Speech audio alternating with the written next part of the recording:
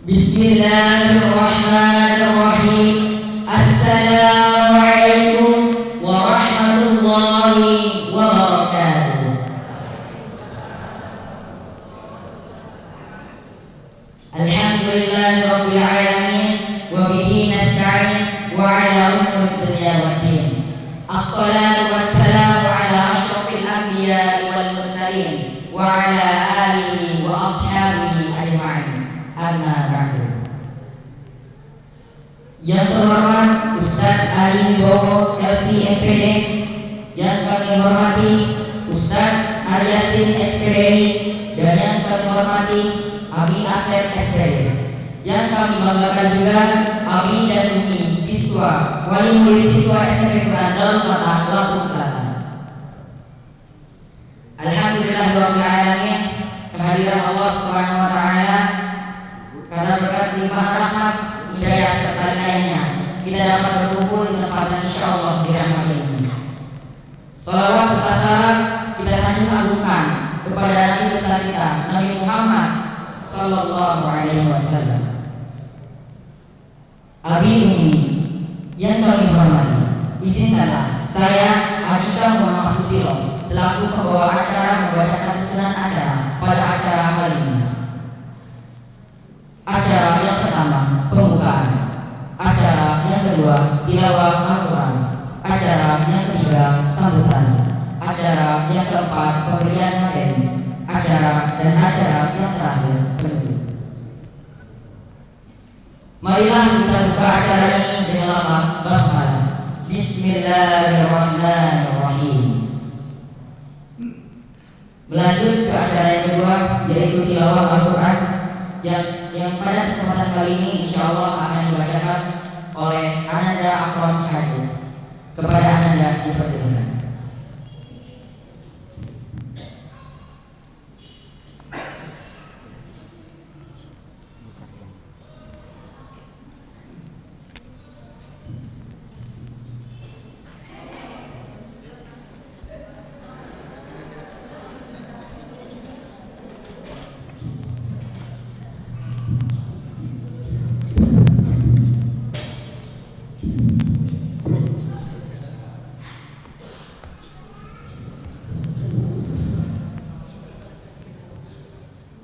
Assalamualaikum warahmatullahi wabarakatuh.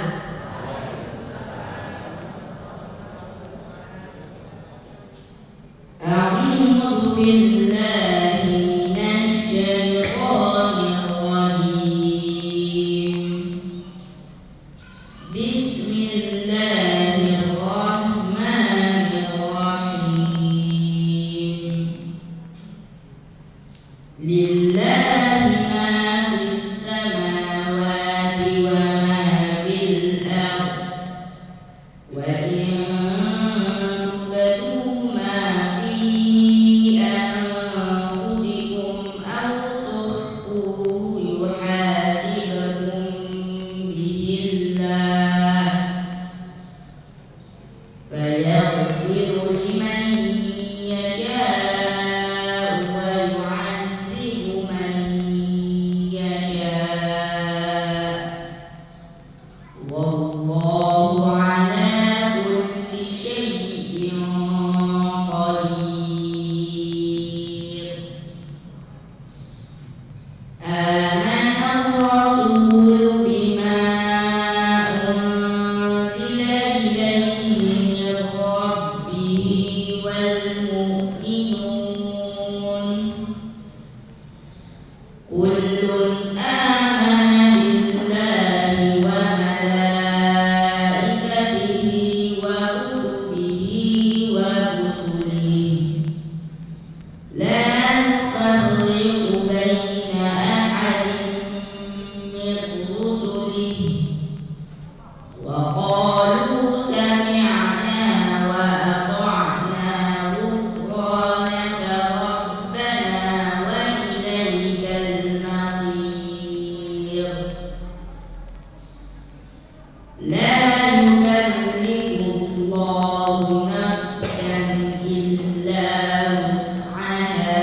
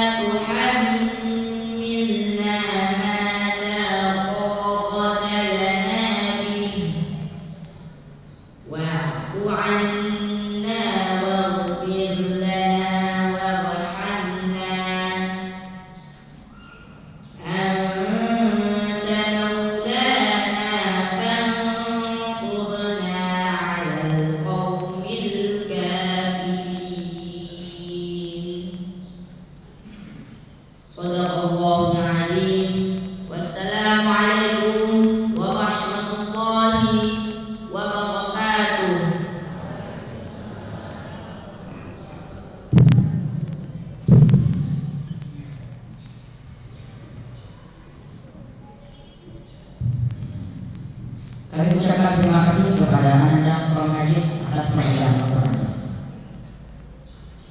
Melangkah ke acara yang ketiga, yaitu sambutan, yang insya Allah pada kesempatan kali ini akan disampaikan oleh Ustaz Aryasin SPD. Kepada Ustaz Aryasin dipersilakan.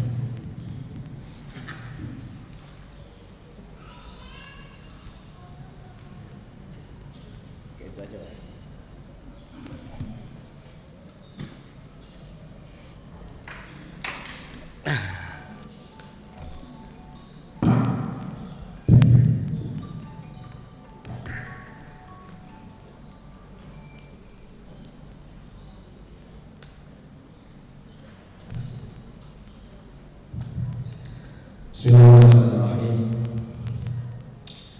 Assalamualaikum warahmatullahi wabarakatuh.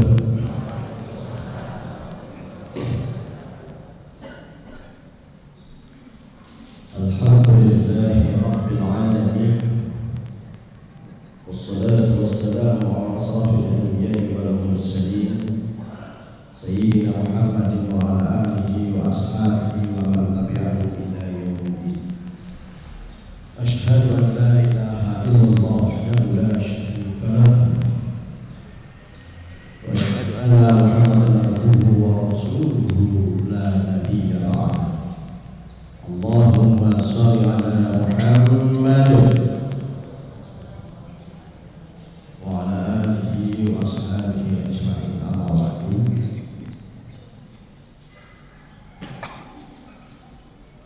Yang sama-sama kita hormati Bunda kita Bapak Haji Abibowo sekaligus pemateri dan Ketua Yayasan Al-Fatah, para dewan guru, para asatidz, para musyrik, dan para orang tua semua, wali dari siswa SMP Quran Al-Fatah Boarding yang dirahmati Allah Subhanahu wa taala. Pertama dan paling utama adalah kita bersyukur kepada Allah Subhanahu wa taala atas limpahan nikmat-nikmat yang kita kepada kita semua. Alhamdulillah, kegiatan yang sempat vakum, yakni taklim untuk para orang tua sekaligus penjemputan pada putra-putranya yang tahun-tahun kemarin itu sempat tidak bisa kita laksanakan, dan sekarang karena rahmat Allah juga ini bisa kita laksanakan kembali. Salawat serta salam kita haturkan kepada junjungan dan kedua kita Nabi Muhammad sallallahu alaihi wasallam. Semoga kita semua bersyafaat beliau kiamat.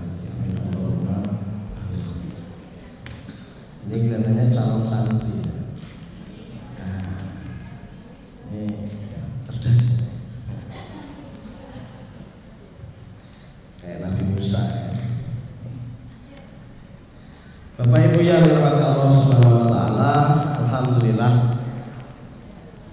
kita berkumpul di sini. Kalau Bapak Ibu punya agenda di lain selain taklim, mau jenguk anaknya yang di pondok. Walaupun ada beberapa orang tua yang hampir rajin, kalau enggak setiap minggu ya seminggu sekali itu nengok dengan berbagai alasan. Dan iya tuh ya. Dan hari ini adalah penjemukan yang resmi diridhoi dan diizinkan. Dalam kesempatan ini saya ingin menyampaikan beberapa hal, karena kebetulan saya sebagai ketua dari para musyrik dan para asatidzah yang ada di program boarding ini. Yang pertama, Bapak Ibu sekalian, terutama untuk wali yang anaknya kelas 3, ini adalah orang tua yang cukup luar biasa sabar, karena yang kelas 3 di tahun ini itu kalau nggak salah kelas 1 di masa pandemi saking sabarnya sampai kelas 3 ya. Karena ada juga yang nggak sabar akhirnya keluar. Terus terang Bapak Ibu sekalian, kalau ingat masa pandemi itu, kalau saya lihat video-video dan foto-fotonya, saya ketawa sendiri. Karena ada beberapa wali murid itu yang cukup cerdas dalam rangka mengobati kangen anaknya, datang ke pondok pas anak-anak lagi senam. Nah, maksud hati mau mutu anaknya, tapi anaknya nggak temu-temu, pas yang ketemu saya. Nah, saya senam, mimpin senam kan ya pasti pakai kaos oblong, nggak mungkin pakai jubah. Itu saya difoto. Nah, terus disebar ke wali murid, nggak ketemu anak, ketemu kiainya nggak apa-apa. Saya pikir saya badut apa kok jadi hiburan kayak gini. Tapi itu luar biasa ya, nggak apa-apa, yang penting hati senang kan, kayak gitu.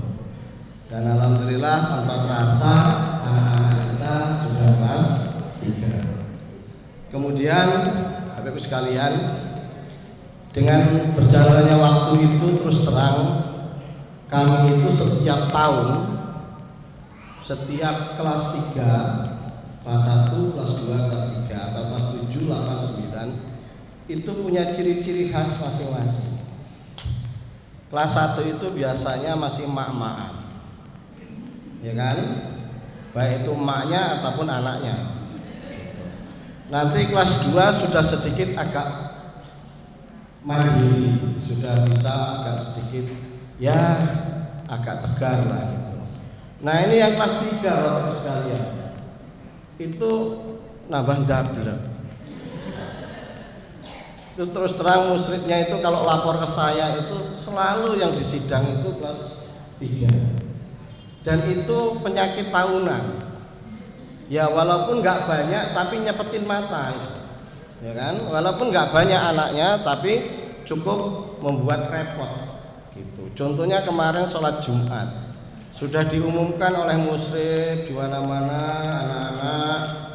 Ya ayuhatullah alaikum anta tadkhulul masjid di ana waktu. Nah, gitu kan? Itu sudah jam 12:04. Tak lihat gitu anak-anak ini belum masuk masjid. Ya tapi ya sak rombongan itu aja. Karena itu semua ruangan kan ada CCTV-nya. Jadi saya ngecek dari CCTV kamar 1 terus kemudian kan terus gitu. Nah sudah jam 12, ini anak bukan masuk masjid Pak, masuk dapur. Loh, wallahi ini masuk dapur. Ya saya mangkel loh, mau sholat Jumat loh. Gitu. Ayo tak datengin ke dapur, tak bawain kayu, tak sabeti Pak. Amin ya, nanti anaknya kayak kena sabet, saya minta maaf ya. Ya, karena saya nggak nyabet anak, tapi nyabet setan yang ada di anak itu. Ya, kayak gitu. Pada lari tunggang langgang itu, saya bilang ya Allah nak, musridmu itu ngasih pengumuman masuk masjid itu sampai bibirnya memrengen, gitu loh, sampai jontor lah. Kamu kok nambah? Ya budenya itu nggak banding larang anak-anak itu masuk gitu, nyicip tempe goreng. Ngicip, tapi yang nongkrong sak kelompok itu gitu. Ya Allah gitu. Nah, oleh karena itu ini bukan penyakit, tapi karunia. Ya. Ya, kalau nggak gini kita nggak nambah dewasa. Nah, yang kami harapkan mohon bantuan doa. Ya, mohon bantuan doa. Orang tua yang punya anak di kelas 3 lebih kenceng doanya. Apalagi yang kelas 3 ini sebagian besar lanjut di SMA BN. Gitu. Nanti ketemu kita lagi. Gitu. Lah kamu yang tak sabet kemarin kan nggak enak gitu kan ya. Jadi tolong bantuan doanya sehingga anak kita ini menjadi anak yang soleh. Nah, gitu. Terus yang kedua, ini juga penyakit yang melanda dari anak kelas 1, 2, dan 3. Ini saya utarakan ke orang tua, cukup membuat risau Pak. Masalah sendal. Nah, kemarin Sabtu lalu sudah saya sampaikan, ini masalah sendal. Setiap ketangkep digosok, tahu kan Pak? Diambil kawan. Nah, setiap anak ketangkep itu selalu ngomong digosok. Nggak ada alasan lain kecuali digosok. Terus nanti senjata terakhirnya afwan bi. Nah, kalau anak sudah bilang afwan itu pusing kita. Nah, udah minta maaf kok, ya kan gitu. Nah, ibu bisa bayangin kalau anak 200 itu yang pakai sendal 100, yang nggak pakai sendal 100, ya. Lantai masjid kita ini warnanya hitam, tanah kita ini warnanya putih. Jadi kalau dari kelas sana ke masjid nggak pakai sendal, ya ibu-ibu bisa bayangkan betapa berpelanginya masjid kita, ya kan? Nah, gitu. Nah, ini mumpung bapak ibu nengok, nanti anaknya tanyain ya Pak ya, punya sendal enggak? Kalau enggak punya sendal tolong beliin, ya, tolong beliin. Kalau sudah punya sendal, nanti karena gini, setelah penjengukan ini nanti kami akan menerapkan hukuman. Siapa yang enggak punya sendal nanti sikilnya tak sabeti. Ngapa? Supaya disiplin. Yaitu tadi, sudah setiap hari hujan, anaknya nggak pakai sendal, jadi hampir setiap saat itu tukang kebersihan itu nongkrong di situ. Setiap anak lewat dipel. Nah, yang kacau itu hari Minggu itu petugas kebersihan pasti nggak datang.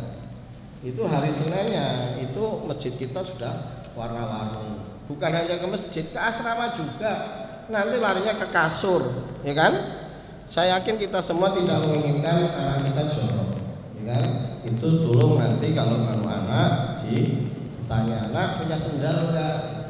Terus kalau dia pakai sendal ditanya, itu sendal siapa? Ya, kayak gitu. Ya, sendal siapa? Kalau dia ngomong nggak punya sendal, karena hampir 50% anak itu ngaku sendalnya digosok, ya, sampai sendal saya aja digosok juga.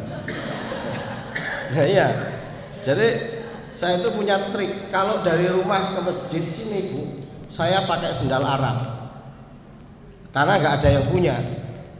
Anak-anak nggak berani gosok. Nah, saya pernah dari rumah ke sini bawa sendal jepit, lewat. Nah, itu sudah anak sekarang itu udah memandang ini punya ustadznya atau bukan, lewat gitu. Jadi seperti itu. Nah, ada yang juga yang gerakan bagus, beberapa anak sendalnya itu digembok, makanya anaknya itu punya kalung. Itu kalung itu isinya kunci lemari dengan kunci gembok sendal. Ya enggak apa-apa kayak gitu. Itu lebih aman, ya. Jadi kayak gitu. Kemudian yang selanjutnya, kami juga atas nama manajemen ataupun pengelola Darul Fatah Holding ucapkan jazakallahu khairan jaza. Semoga Allah membalas semua kebaikan Bapak Ibu yang sudah pertama memasangkan paping dari depan gerbang sampai atas. Itu sangat membantu sekali, ya, sehingga alhamdulillah anak-anak itu sudah nggak becek lagi. Ya walaupun tetap becek kalau hujan, ya. Itu sudah cukup membantu. Terus yang kedua, ucapan jazakallah, moga-moga Allah membalasnya dengan ibu-ibu pejuang, ya, ibu-ibu mujahid yang selama ini rajin ngumpulin donasi terutama untuk acara buka puasa. Ini luar biasa, jangan-jangan bapaknya nggak tahu, ya, dompet bapaknya diloroti ibunya untuk bantu buka puasa. Bukan kami tidak menyediakan buka puasa, tetapi itulah inisiatif para ibu-ibu yang merasa, ya, lembaga ini adalah lembaga kita bersama, sehingga hampir setiap Senin dan Kamis itu mengirimkan buka puasanya. Nanti Bapak Ibu sekalian akan kelihatan yang kita berikan itu kalau sudah di akhirat. Gitu. Kan ada dalilnya toh, siapa yang memberi makan atau buka puasa untuk orang yang berpuasa, maka dia mendapat pahala sama dengan yang berpuasa, ya, walaupun hanya seteguk air minum. Ini bukan seteguk air minum, sebongkah emas misalnya. Kadang-kadang bawa bakso nggak ngomong-ngomong, ya kan? Bawa empek-empek nggak ngomong-ngomong, kan gitu kan, tahu-tahu datang. Itu ucapan kami yang luar biasa kepada para ibu pejuang yang otomatis didukung oleh para bapak-bapak pejuang juga. Semoga amal kita diterima Allah SWT dan menjadikan ini wasilah kita untuk masuk surganya Allah SWT, ya. Terus kemudian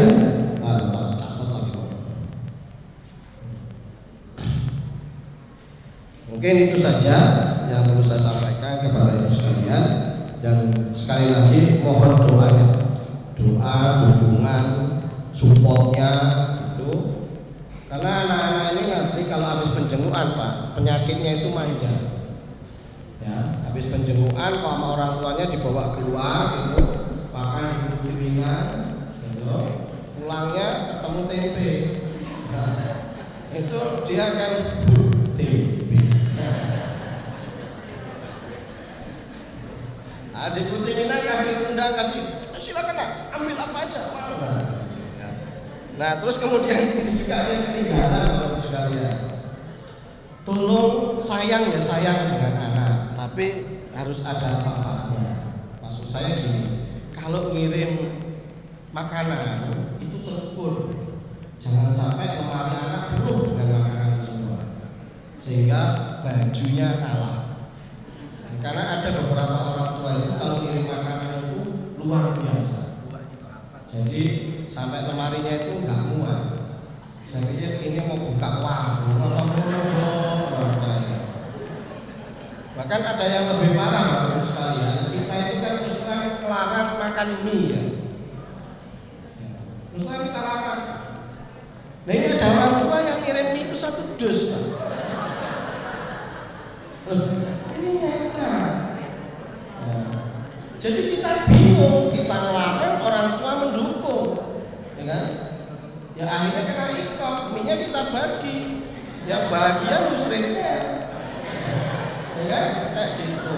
Nah tapi masalahnya besoknya anaknya lapor lagi, mamiku habis, dikirim lagi. Itu masalah lagi itu, makanya tolong mohon dukungannya. Terus ini yang terakhir, ke depan Bapak sekalian, kita mencoba untuk menggunakan uang jajan elektronik. Terus terang kenapa seperti itu, nanti anak itu pakai kartu, nanti dijajani pakai kartu, tapi dibatasi, dimaksimalkan. Kalau memang sepakatnya anak itu sehari cuma 10.000, kartu itu akan dibuat 10.000. Kalau 20.000, kartu itu akan dibuat 20.000. Walaupun bapak ibu ngisi di situ tuh 2 miliar, ya itu bisa dipakainya cuma ya 10.000 atau 20.000 aja.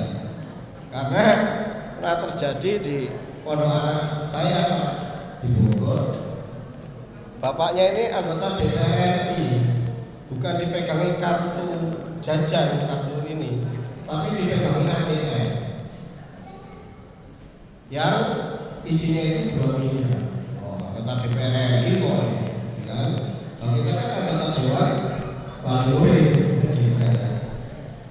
nah anaknya lihat rekening bapaknya banyak, jadi ada apapun temennya minta itu diberikan.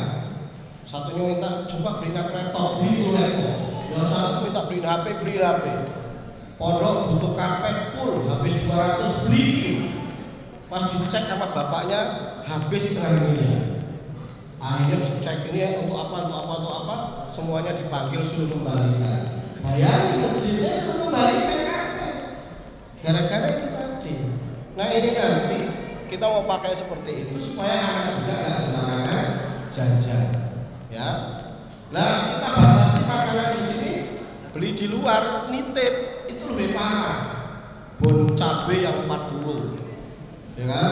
Sekali makan mencet. Ya. Itu kadang-kadang seperti itu. Terus yang kedua juga untuk meringankan beban muslim. Jadi musyrik itu terus terang yang nggak biasa megang duit itu beredek megang duit jajan anak-anak. Karena uang dia tak sebesar uang jajan anak-anak. Iya, terus kemudian manajemennya kurang sehingga ada satu musyrik itu keluar gara-gara selalu ngijoli kok jajan anak-anak. Gitu uangnya kurang, tapi kok di catatan sekian, akhirnya dia tanggung jawab ganti. Nah kemarin anak saya itu laporan kok uang jajannya kok kurang ya, tapi di catatan sekian. Kenapa? Ya kamu redor ini sudah kamu kasih nggak dicatat kayak gitu. Ya udah ganti. Nah, tanya lah habis berapa hilangnya? 500 bi. Ya, gaji. Ya, honor nggak seberapa, gaji uang jajan 500. Ya, saya bilang wah ini jadi beban juga.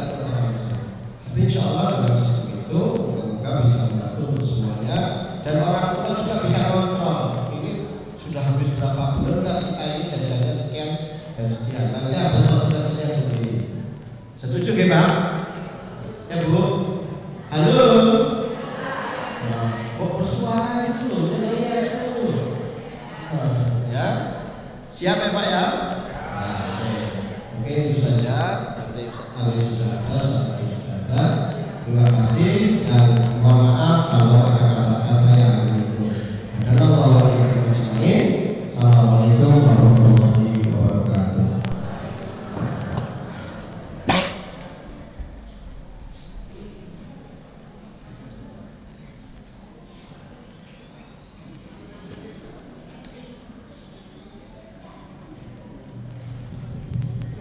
Kami ucapkan terima kasih kepada Ustaz Karyasin SPDI atas sambutan. Melangkah ke acara inti, yaitu pemberian materi, dan insya Allah akan disampaikan oleh Ustaz Ari Wibowo versi MPD. Kepada Ustaz Ari Wibowo dipersilakan.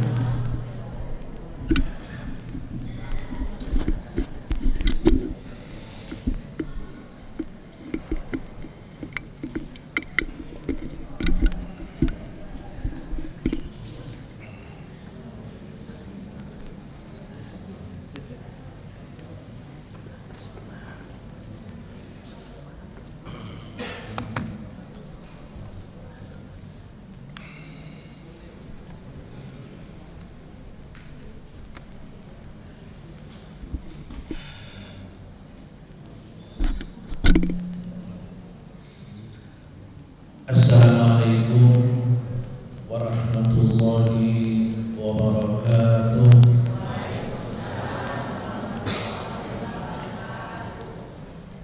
Alhamdulillahi wassalatu wassalamu ala rasulillah wa ala alihi wa sahbihi wa man wala. Rabbi shrah li sadri wa yassir li amri wahlul 'uqdatam min lisani yafqahu qawli. Apa kabar bapak-bapak sekalian? Ibu-ibu, saya tadi nanya bapak-bapak, ibu-ibu yang jawab. Ibu-ibu sehat bu? Alhamdulillah. Saya doakan mudah-mudahan bapak ibu semua yang hadir di sini Allah karuniakan kesehatan lahir batin, nikmat iman dan Islam, rezeki yang luas, utang cepat lunas, makin kencang-kencang aja. Berarti ada tanda-tanda. Sekarang masuk bulan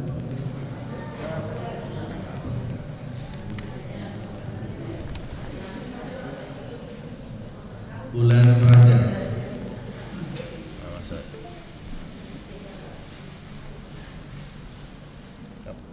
Udah hidupin belum?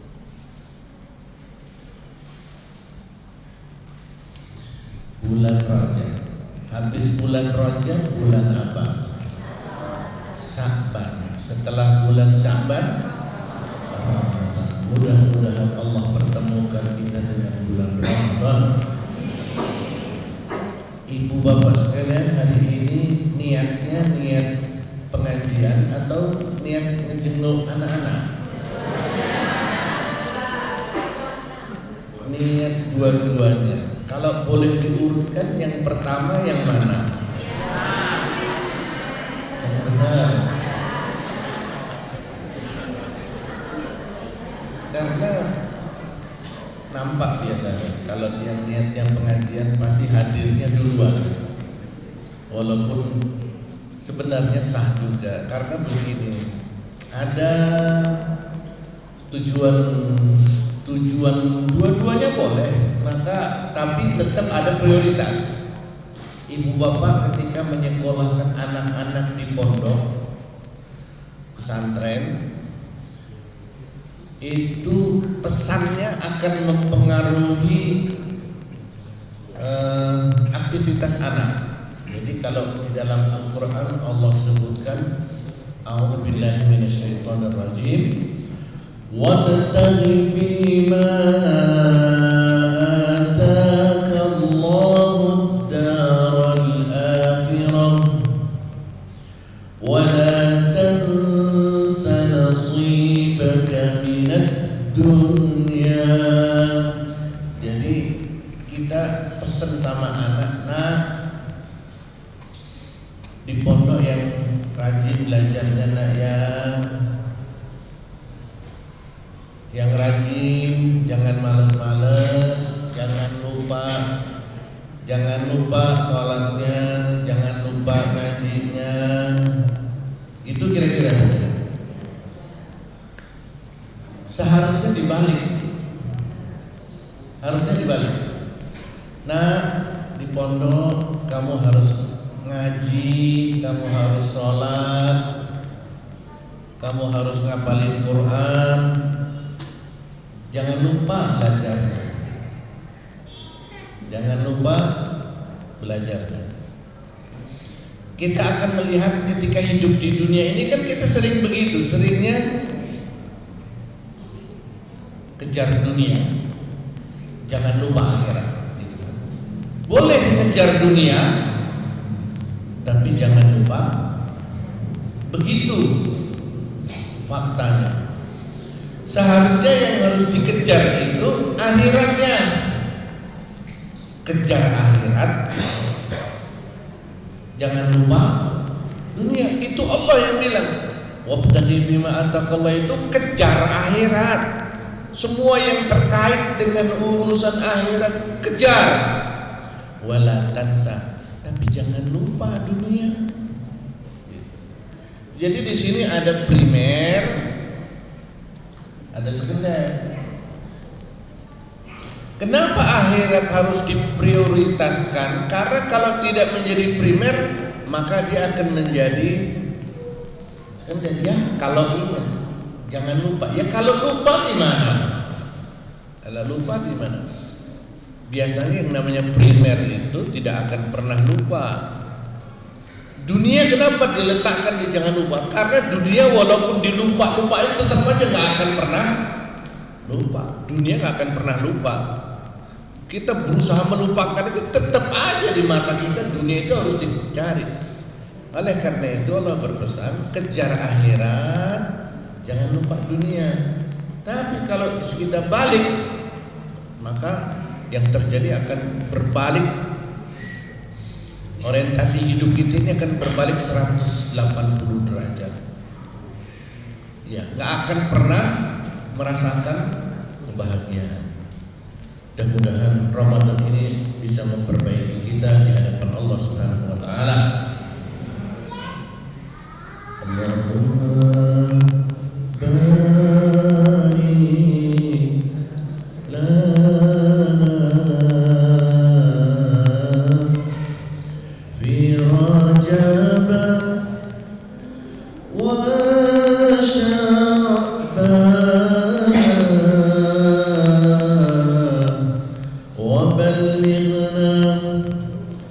Ramadhan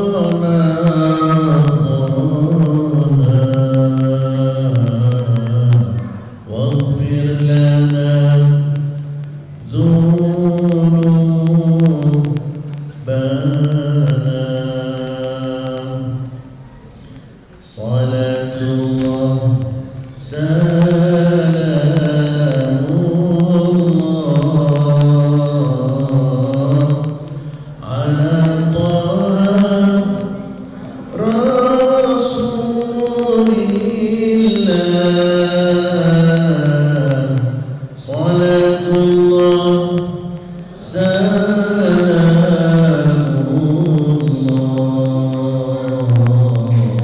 ala yasin habibillah.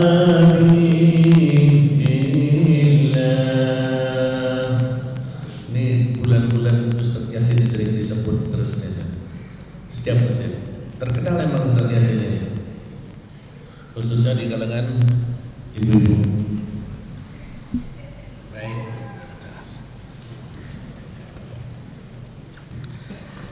Biasanya saya kalau diberi waktu untuk menyampaikan materi tentang seputar parenting, pendidikan anak, pendidikan hubungan orang tua anak.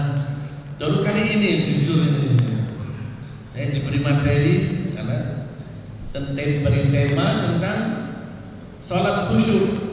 Tapi nggak apa-apa namanya, saya kan Ustaz tentang sholat, nggak apa-apa. Ya sudah kalau dengar orang tua parenting. Tapi insya Allah namanya tema-tema ini saling berhubungan.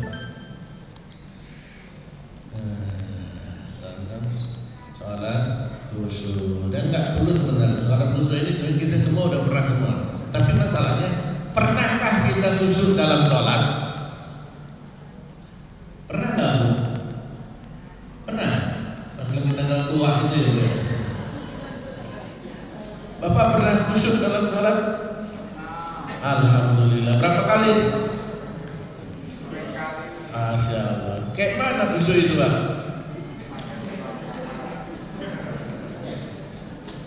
Soalnya sholat kalau sudah sampai pada tingkat khusyuk dia ngepek.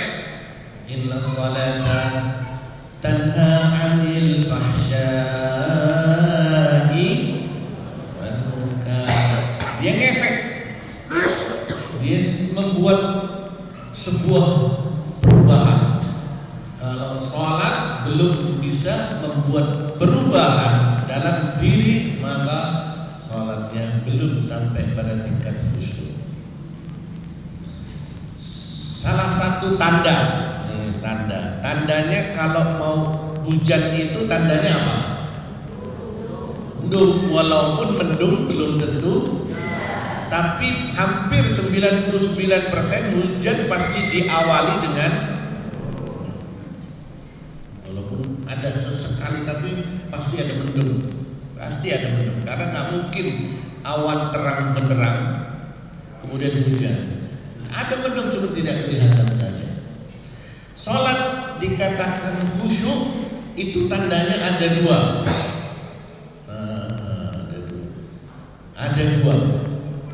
Ini tanda yang pertama adalah al-buka, yaitu menangis.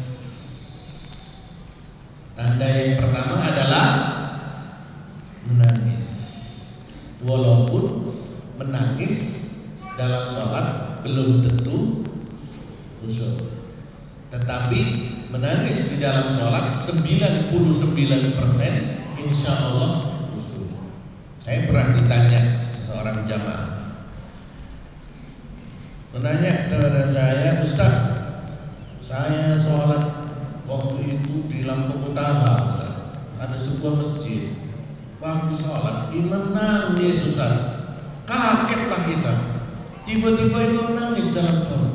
Kira-kira itu aliran apa, Ustaz? Ini Ustaz Yasin yang bisa dijawab. Bingung saya dijawab ini. Kok imamnya nangis, Ustaz? Aliran apa, Ustaz ini? Yang satu lagi kejadian di masjid saya,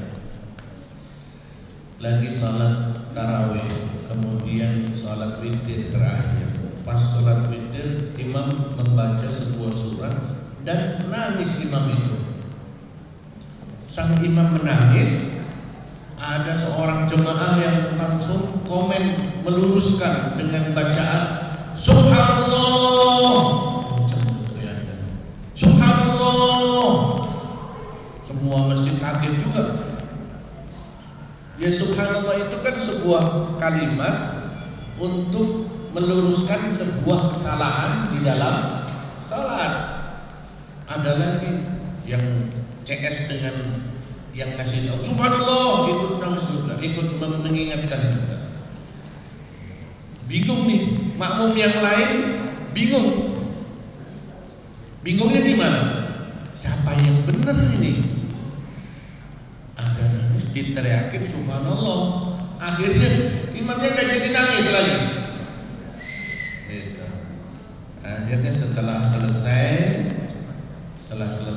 sholat, si yang mengingatkan subhanallah ini tadi datang ke imam, salaman sama imam. Pak Imam, lain kali kalau sholat jangan cengeng, ya. Gitu. Nah, disinilah baru ketahuan mana Mas Murni, mana Mas Joko, Mas palsunya. Ya, jadi kita nggak usah bahas. Karena pertanyaan kedua, pernahkah kita sholat dan meneteskan air mata? Ibu-ibu pernah, paling sering itu ibu-ibu, karena ibu-ibu ini perasaannya lebih besar, 9 berbanding 1. Ibu-ibu ini, wanita ini perasaannya punya 9, akalnya 1. Kalau bapak-bapak perasaannya 1, jadi jarang tak punya perasaan bapak-bapak ini. Tapi akalnya 9, cerdas. Coba lihat kalau di jalan pada sepeda motor sen kanan belok kiri, itu siapa itu Pak? Saya tanya bapak, jawab ini benar juga. Takut menyinggung perasaan. Sen kiri belok kanan, siapa itu?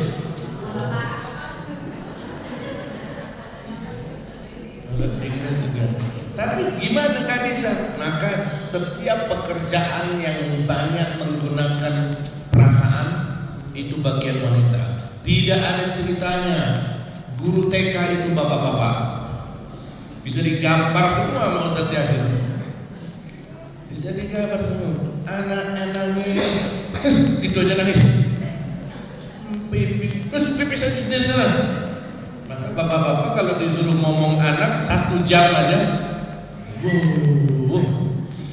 ngomong anak 1 jam itu udah kayak mau setahun, berat. Jadi pekerjaan yang butuh tenaga, fisik, akal kasih ke bapak-bapak. Tenaga yang banyak membutuhkan perasaan itu wilayah ibu. Allah itu adil. Maka bapak-bapak, laki-laki harus bertemu dengan wanita supaya ngakurin kekuatan 9 perasaan 1 akal dan 9 akal 1 perasaan. Kalau digabung sempurna. Jadi kalau ada bapak-bapak masih ngejomblo belum sempurna, ibu-ibu yang ngejomblo belum sempurna. Ya. Maka kesempurnaan Islam itu apabila ada pernikahan. Kita kembali ke laptop lagi. Ada buka menangis, Ustaz. Kita bingung caranya nangis itu bagaimana, Ustaz? Ya kalau kita tahu artinya, kalau kita nggak tahu artinya bagaimana?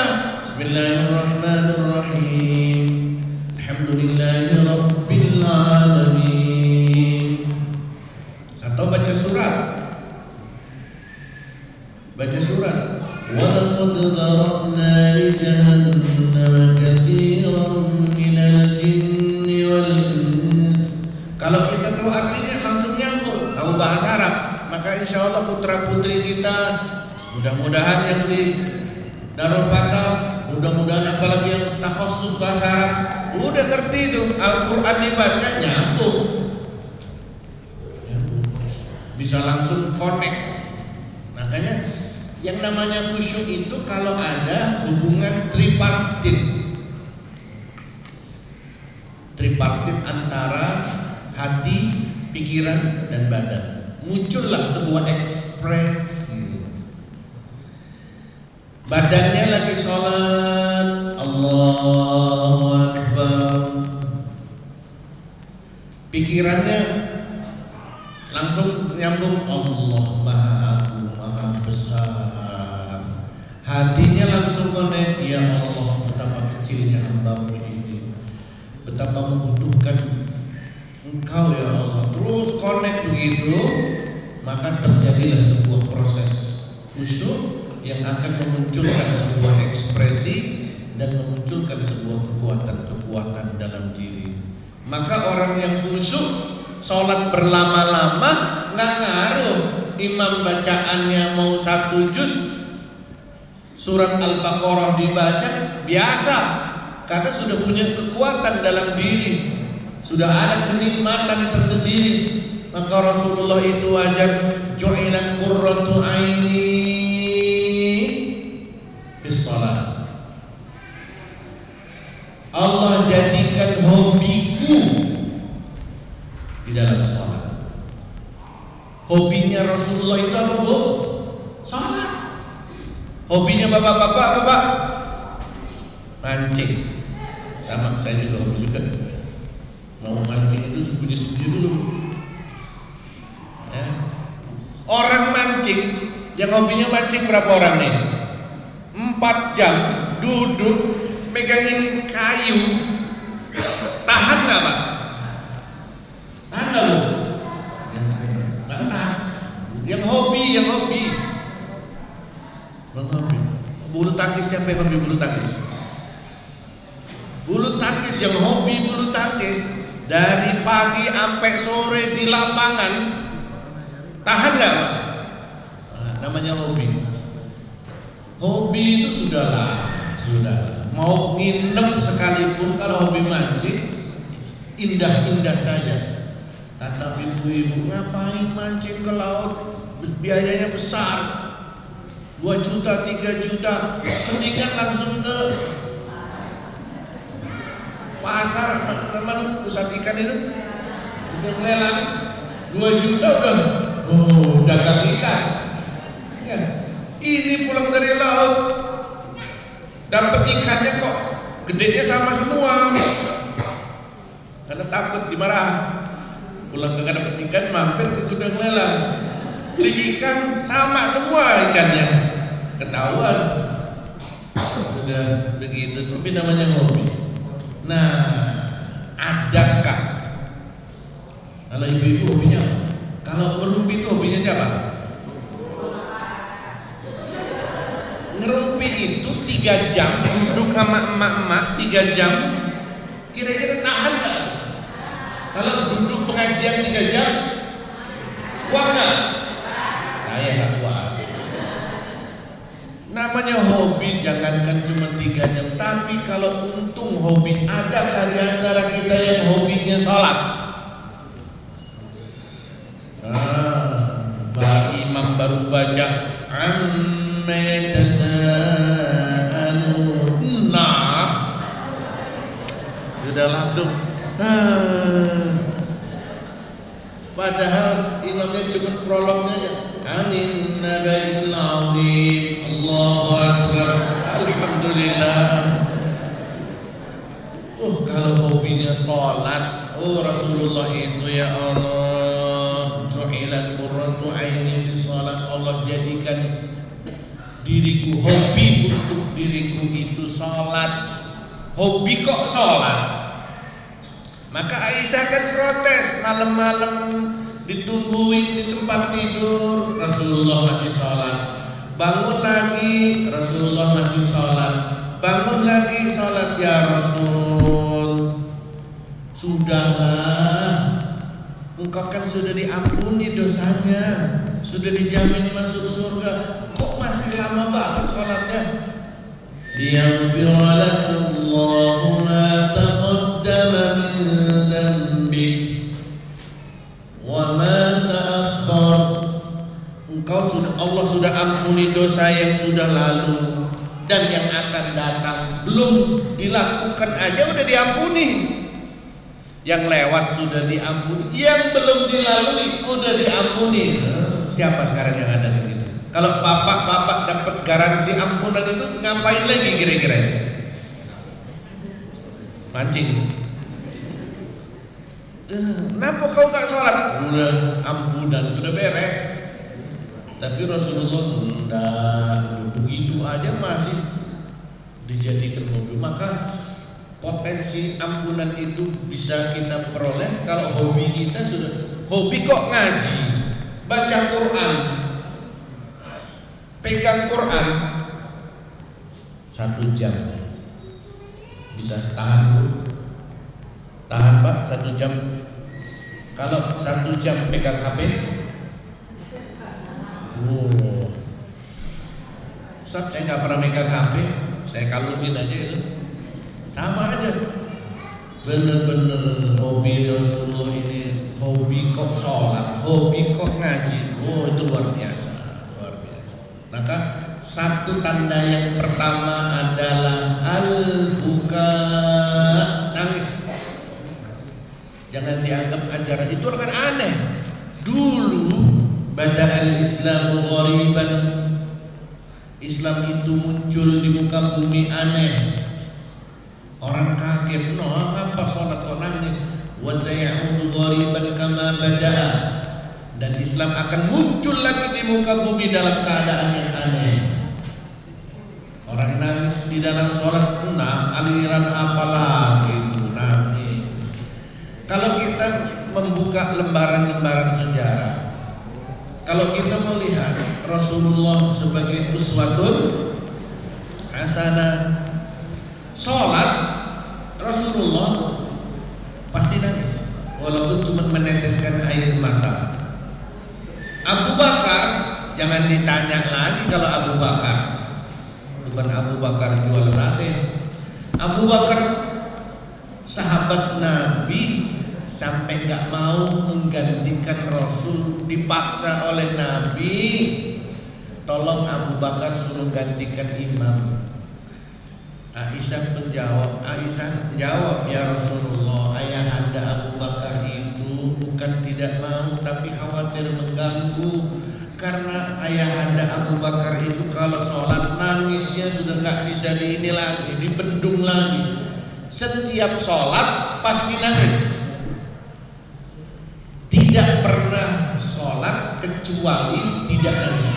Umar bin Khattab yang garang kayak preman, sampai di bawah matanya itu ada aliran, kayak ada aliran sungai kapalan karena saking seringnya nangis. Utsman bin Affan jangan ditanya lagi. Rata-rata mereka itu tidak sholat kecuali tidak nangis. Kalau kita mereka waktu sholat pasti nangis. Kalau kita ketika sholat pasti itu yang membedakan. Jadi tandanya sholat khusyuk itu al-buka. Caranya bagaimana? Kalau nggak tahu caranya, ada cara yang lain, yaitu pikirkan tentang dosa-dosa kita. Pikirkan, pernahkah kira-kira kita ini punya dosa? Mereka yang merasa dirinya tidak punya dosa, mereka yang merasa dosanya sedikit, mereka yang merasa dosanya kecil, maka status yang pasti pada dirinya adalah mukmin kafir atau munafik. Karena orang munafik itu nggak kerasa punya dosa, dosa kecil itu pun sudah hilang. Kata Rasulullah, al-mu'min yarahu bahrukan jabal. Orang semakin perasaan dosa itu mukmin, semakin kecil munafik. Itu yang pertama. Jadi yang cara yang kedua adalah, ya Allah dosa kita banyak, tapi nggak kuat masuk neraka. Pingin masuk surga, tapi kok dosanya banyak ya Allah. Dimunculkan seperti syairnya Abu Nawas itu, Ilas Jumil Firdaus Su'ala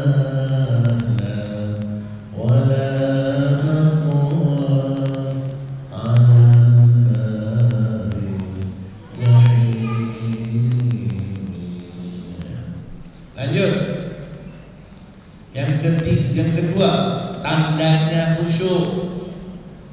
Tandanya khusyuk. Alladzina hum qad aflahal mu'minun alladzina hum fi shalatihim khashi'un. Mukmin yang beruntung.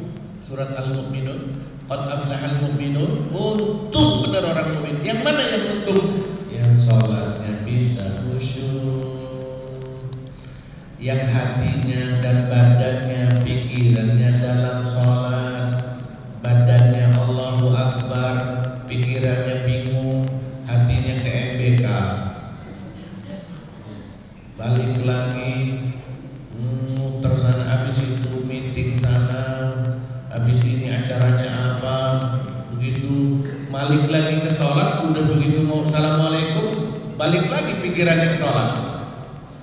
Jadi begitu Allahu Akbar masuk sholat, begitu sudah rakaat pertama, kedua, jalan-jalan, kadang ke MBK, kadang ke Amerika, kadang ke Arab Saudi.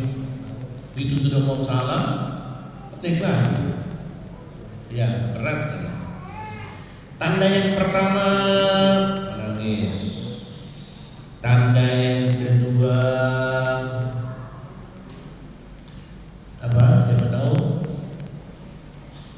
Tandanya orang khusyuk itu yang kedua tartilul ayat.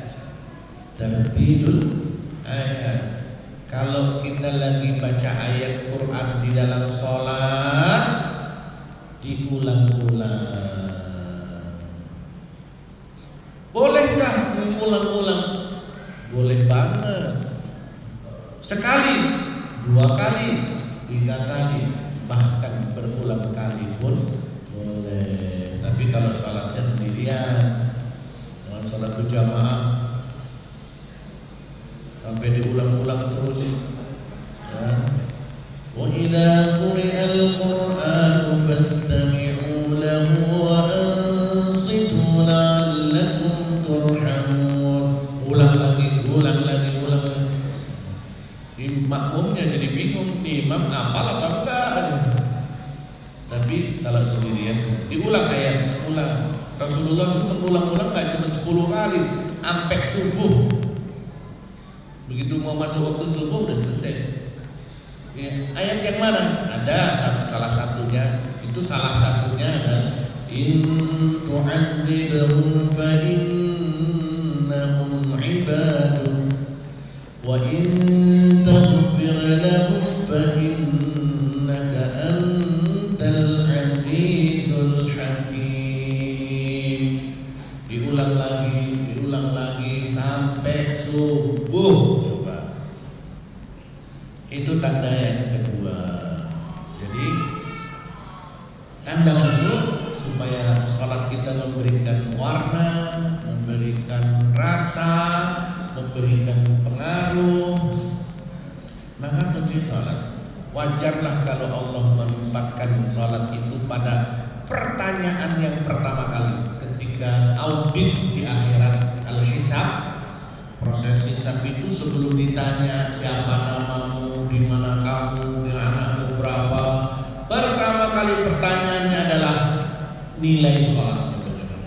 Idza shaluhat,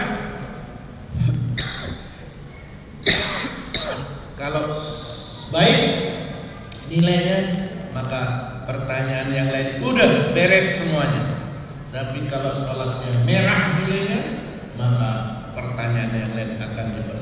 Terus bagaimana terakhir? Bagaimana supaya kita bisa merencanakan sholat supaya khusyuk, memproses sering-sering berjamaah. Yang berjamaah, ya jemaah biasanya pas sholat apa ini Pak? Untuk bapak-bapak biasa jamaah sholat maghrib. Nah, harusnya sih 5 waktu. Di mana ada masjid masuk. Di mana ada musola masuk, di mana sholat jamaah masuk, udah. Karena dengan berjamaah, insya Allah akan membantu proses khusyuk dengan saling jamaah satu dan jamaah yang lainnya saling menguatkan. Jangan sampai sama sekali pas subuh berat siangan, sholat subuh. Kenapa?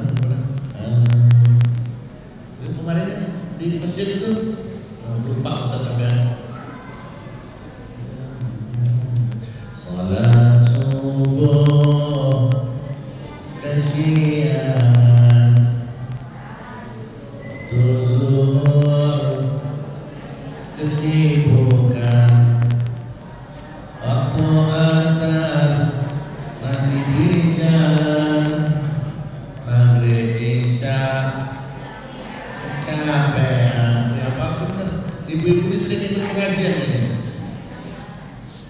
luar biasa itu. Tapi saya juga heran, Bu, yang paling banyak masuk neraka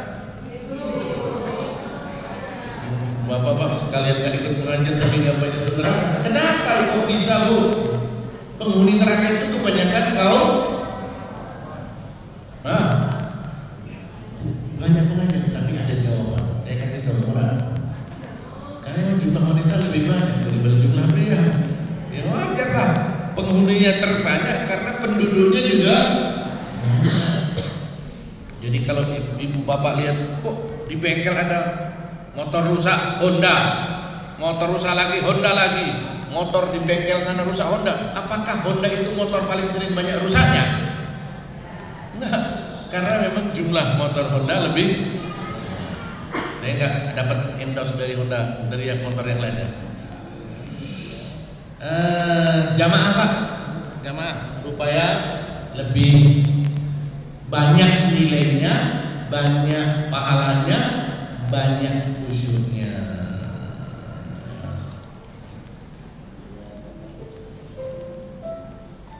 Ya, terakhir. Yang suka lagu siapa?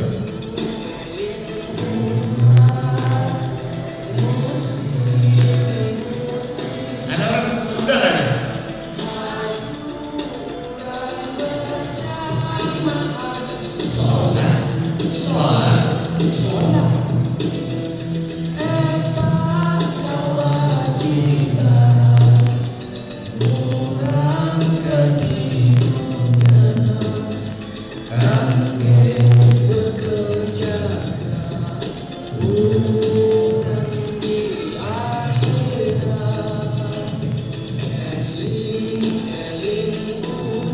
Ibu-ibu yang bisa, silakan. Muslimat, ayo orang berjamaah, salat, salat, salat. Eta kewajiban orang di dunia, kangge bekerja di akhirat.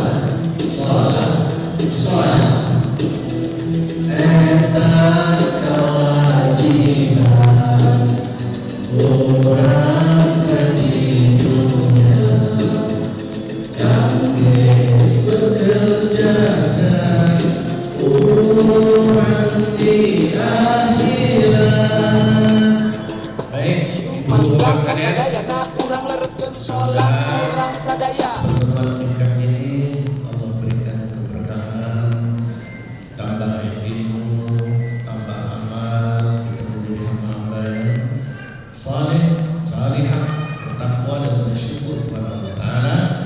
Kurang lebih mohon maaf. Billahi taufiq wal hidayah wal inayah wal ridha wal inayah. Assalamualaikum warahmatullahi wabarakatuh.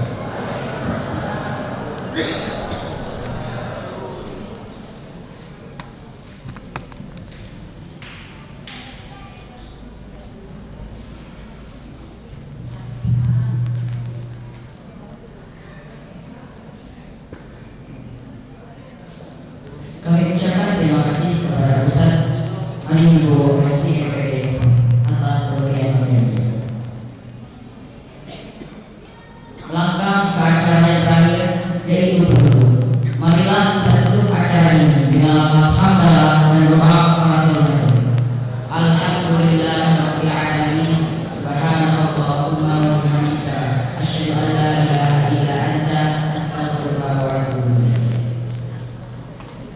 Sebelum saya tutup acara ini, saya mengucapkan terima kasih banyak atas perhatiannya, dan kami meminta maaf atas segala kesalahan yang kami lakukan, baik itu sengaja maupun tidak disengaja, dari awal acara hingga sekarang. Kurang lebihnya mohon maaf kepada Allah, saya mohon ampun. Wabillahi taufiq wal hidayah. Wassalamualaikum warahmatullahi wabarakatuh.